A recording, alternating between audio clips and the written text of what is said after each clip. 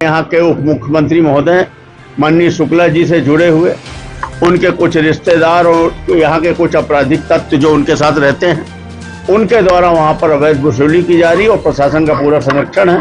हमने उनको परिचय बताया कि मैं मध्य प्रदेश से हूँ, रीवा जिले से हूँ। बोले ओ कोरेक सिटी, रीवा कोरेक सिटी।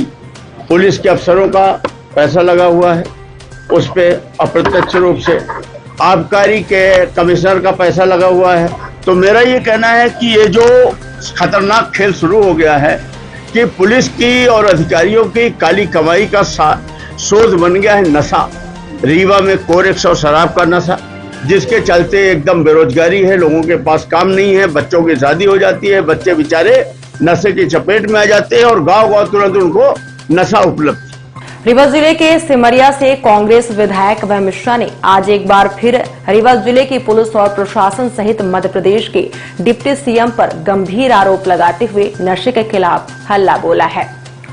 कांग्रेस विधायक अभय मिश्रा ने रीवा शहर को कोरेक्स सिटी का नाम देते हुए पुलिस विभाग के अधिकारियों और कर्मचारियों पर गंभीर आरोप लगाए हैं। उन्होंने जिले की पुलिस और अधिकारियों की काली कमाई का जरिया नशा बताया है। अभय मिश्रा ने न सिर्फ पुलिस के कर्मचारी और अधिकारियों पर गंभीर आरोप लगाए हैं, बल्कि जिला प्रशासन पर भी आरोप लगाते हुए कलेक्टर को भी आड़े हाथों लिया है।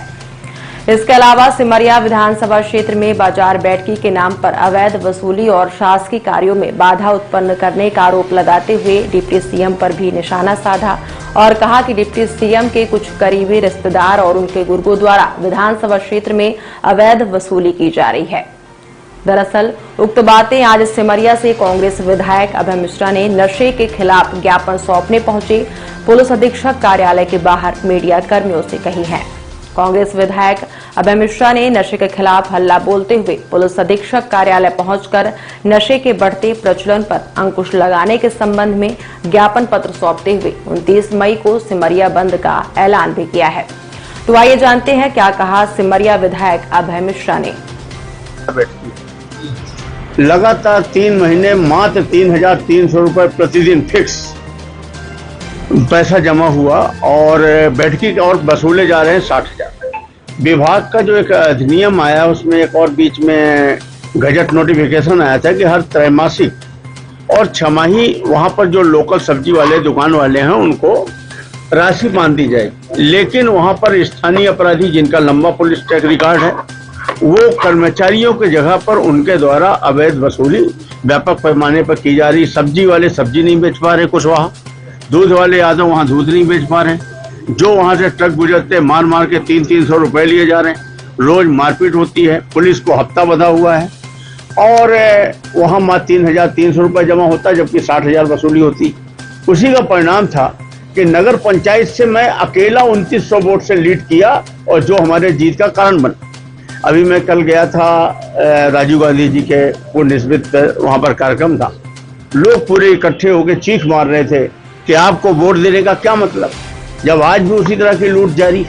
और हमारे यहाँ के उप मुख्यमंत्री महोदय माननीय शुक्ला जी से जुड़े हुए उनके कुछ रिश्तेदार और यहाँ के कुछ आपराधिक तत्व जो उनके साथ रहते हैं, उनके द्वारा वहाँ पर अवैध वसूली की जा रही है और प्रशासन का पूरा संरक्षण है। इस मामले में मैं जिला कलेक्टर महोदया से कई बार मिल चुका हूं, कई बार मैं लिखा पढ़ी कर चुका हूं, बहुत ज्यादा पेपर में लिखा हूं, लेकिन कोई संज्ञान न लिया जाकर के अभी भी वसूली जारी। सबसे खतरनाक स्थिति यह है, मैं आज से 2-3 महीने पहले दिल्ली गया अपने एक पर्सनल मैटर में किसी बिजनेस सिलसिले में। उनके साथ कहीं खाना खाने गया तो उनके साथ एक दोस्त थे। हमने उनको परिचय बताया कि मैं मध्य प्रदेश से हूँ, रीवा जिले से हूँ। बोले ओ कोरेक सिटी, रीवा कोरेक सिटी अंग्रेजी में। तो हमने कहा कोरेक सिटी कैसे? तो बोले आपके रीवा को हम लोग कोरेक सिटी बोलते हैं। हमने कहा क्यों? बोले हिमाचल में मेरी फैक्ट्री है, दवा बनाता हूँ, मेरे फैक्ट्री में खांसी की दवा बनती है, उसका 60% अकेला मैं रीवा में देता हूँ।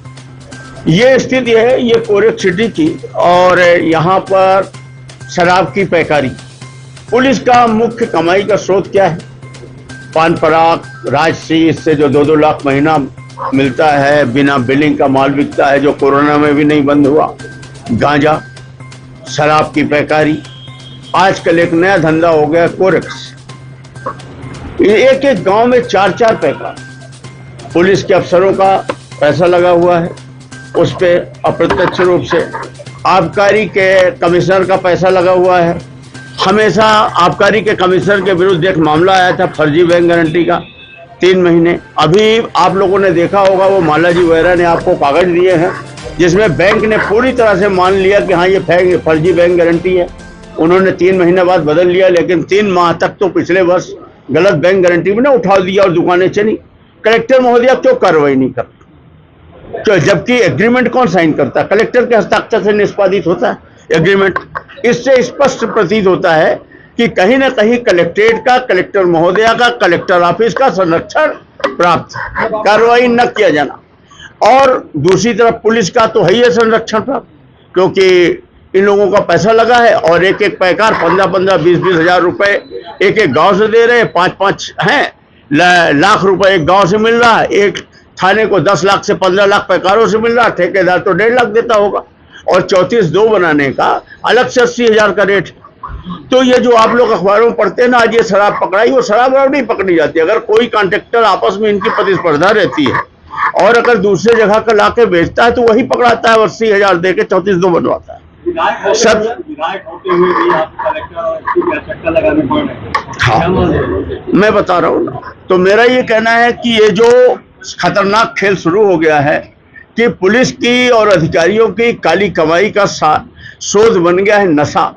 रीवा में कोरेक्स और शराब का नशा, जिसके चलते एकदम बेरोजगारी है, लोगों के पास काम नहीं है, बच्चों की शादी हो जाती है, बच्चे बेचारे नशे की चपेट में आ जाते हैं और गांव-गांव तुरंत उनको नशा उपलब्ध। आरोप साफ है कि आप पुलिस करा रही है नशे की पैकारी हो। हाँ, पुलिस करा रही। अभी मैं एसपी महोदय के पास बैठ के आया हूँ। मैंने उनको स्पष्ट कहा कि जिस दिन आप चाहोगे 1 मिनट में बंद हो जाएगा।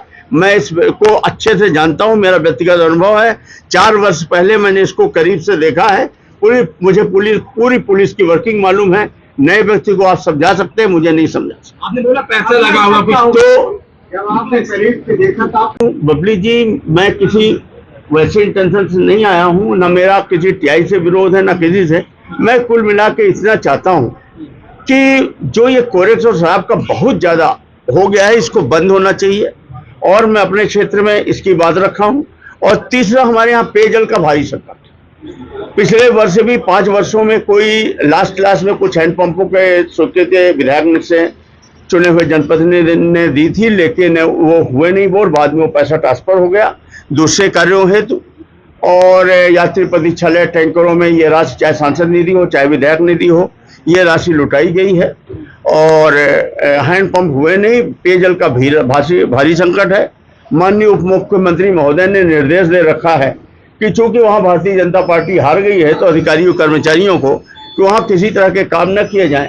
तो जनता पेयजल के लिए त्राही की पुलिस अधिकारी को आपका तो हाँ बिल्कुल आरोप। तो पैसे में आप कह रहे थे पैसा लगा हुआ है। हाँ, अधिकारी तो कराते हैं। तो देखिए, ये यहाँ का कल्चर सा बन गया है। मैं किसी व्यक्तिगत आदमी को टिप्पणी नहीं करना चाहता हूँ। मैं ये चाहता हूँ कि हमारे रीवा में ये चीजें बंद होनी चाहिए। और सबसे खतरनाक ये जो कोरेक्स घुस गया है, वही पैकार कोरेक्स बेचने लगे। उन्होंने भी एरिया बांट लिया जैसे पैकारों के एरिया बांटते, पुलिस ने ही बैठा के बांट दिया है कि तुम इस एरिया में, तुम इस एरिया में। नहीं, मैं ऐसी हल्की बातें नहीं करना चाहता। मेरा तो जो पॉइंट है, मैंने कई बार बातें कही हैं। अब मैं जनता के बीच में कम से कम इतना तो करूं कि उनके साथ खड़ा रहूं। इसके लिए 29 तारीख को सिमरिया बंद करके हम उसमें अपना जो हमारी भूमिका है उसको अदा करना चाह रहे हैं। उस संबंध में हमने इनको पत्र दिया है। अभी कलेक्टर को भी पत्र होगा, अनुविभागीय अधिकारी जी को भी पत्र दिया है।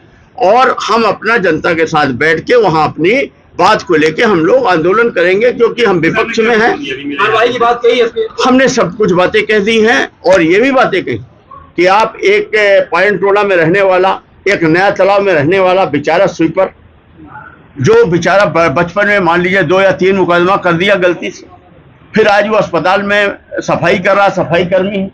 आप ही बताइए, न्याय की बात बताइएगा। आज जैसे ही कोई चुनाव आता है, आप क्या उनकी लिस्ट भेज देते हैं। वो बेचारे गरीब, उनका लाइन से जिला बदर होता है, हजार लोगों का जिला बदर होता है। मैंने अभी 16 अपराधी बताए हैं, उनका लिस्ट भी मैं लिखित दे रहा हूँ। जो बड़े अपराधी हैं, उनका क्यों जिला बदर नहीं होता? क्योंकि वो धंधों में लिप्त हैं, वो टीआई के साथ बैठते हैं, उनकी दोस्ती आ रही है। तो उन लोगों का कभी नाम नहीं आएगा। छोटे छोटे गरीब लोगों से कोरम की पूर्ति की जाएगी और उनको संरक्षण करके उनके साथ भाईचारा बनाया जाएगा। इन सब बातों को लेकर पुलिस अधिकारी के ऊपर आप सीधा आरोप लगाए हैं कि उनकी मिलीभगत से कोरेक्स की तस्करी। हाँ, कोरेक्स की तस्करी। और मैंने एसपी साहब से निवेदन किया है कि मध्य प्रदेश, उत्तर प्रदेश और बिहार में रीवा जिला नशेगत अपराध में सर्वोच्च स्थान पर है और आप हमारे सिमरिया को बख्श दीजिए, इतनी कृपा करें। सिमरिया विधायक आए थे, उन्होंने नशे के खिलाफ ये बोला कि पुलिस अधिकारी काम कर रहे हैं तस्कर, तो क्या कहते हैं? अभी माननीय विधायक सिमरिया जी आए थे यहाँ पे और उन्होंने एक पत्र दिया है और उसमें उन्होंने ये भी बोला है कि कुछ आरोप उसमें लगाए हैं पुलिस और बाकी कुछ विभागों पे, और उसमें जो उन्होंने बताया है कि कहीं ना कहीं पुलिस की संलिप्तता शराब के उसमें है और कहीं ना कहीं कोरेक्स में भी प्रभावी कार्रवाई नहीं हो रही है। तो इसको लेके उनको आश्वस्त किया गया है कि कहीं से भी संलिप्तता नहीं रहेगी पुलिस की, अगर कहीं पाई जाती है तो उसमें कार्रवाई की जाएगी। लगातार कोरेक्स पे हम कार्रवाई करते जा रहे हैं और कहीं पे भी इस प्रकार से अवैध काम होंगे उनके खिलाफ कार्रवाई लगातार की जाएगी। कहा है सर कि कारोबारी जो नशा कर रहे हैं उनके साथ पुलिस का शेयर है, तो क्या इसकी जांच की जाएगी? कौन निश्चित रूप से जांच की है। पहली चीज तो क्या शेयर जो लगाया गया आरोप वो सही है कि नहीं है, वो सारी चीज जांच की जाएगी और यदि कुछ पाया जाता है तो उसमें कार्रवाई की जाएगी।